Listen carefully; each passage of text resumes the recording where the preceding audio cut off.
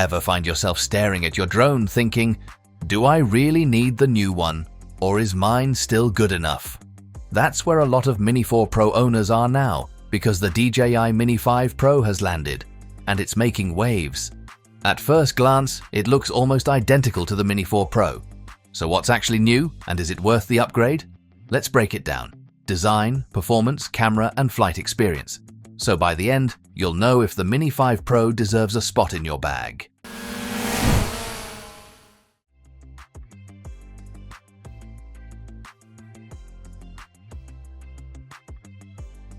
5 Pro doesn't look like a radical redesign. It's still under 250 grams, compact, and built for travel. But a closer look reveals some nice refinements. The darker grey finish gives it a more professional look, almost like a Mini Air 3S. It's a touch longer when folded, though the in-flight size is nearly the same. The big changes? Extra ground clearance from its new arm placement, making takeoffs and landings safer on rough terrain. And a push-to-twist propeller system that's way easier than dealing with the Mini 4 Pro's tiny screws.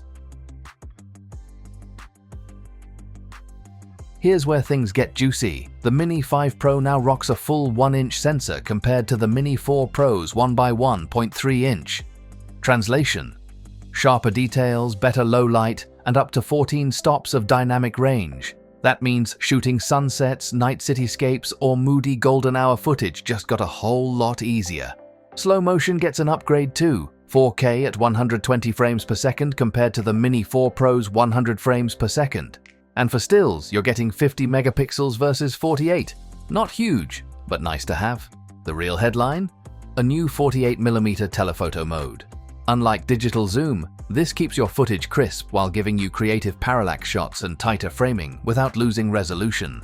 Pair that with a gimbal that rotates a full 225 degrees, and suddenly you've got shooting angles that were simply impossible on the Mini 4 Pro.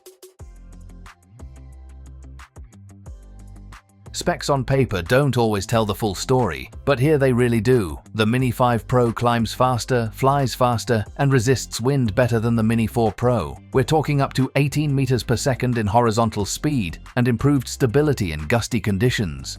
In real-world flights, that means less drift panic when the wind picks up and smoother footage overall. Battery life gets a small bump, 36 minutes on the standard pack versus 34 on the Mini 4 Pro. But here's the kicker, with the larger Intelligent Flight Battery Plus, you can push past 50 minutes. Sure, that nudges it over the 250 gram limit, but for longer cinematic flights, it's an option worth having. This is where DJI really listened to feedback. The Mini 5 Pro introduces LiDAR-assisted sensors that actually work in low light. On the Mini 4 Pro, obstacle detection basically went blind at night. Now, even in dim conditions, you've got a safety net. Add in infrared sensors on the bottom, and your return to home at night just became way more reliable. Storage is another big win. 42 gigabytes built in versus the laughable 2 gigabytes on the Mini 4 Pro. Forget your SD card? No problem. Plus, the new quick transfer button makes moving footage to your phone way less painful. Small tweaks, but they make a huge difference in day-to-day use. Both drones pack DJI's advanced flight modes, but the Mini 5 Pro goes further with customizable tracking profiles and faster tracking speeds up to 15 meters per second for smoother action shots. It's also compatible with DJI's newest controllers, including the RC Pro 2 with OcuSync 4 Plus for rock-solid signal.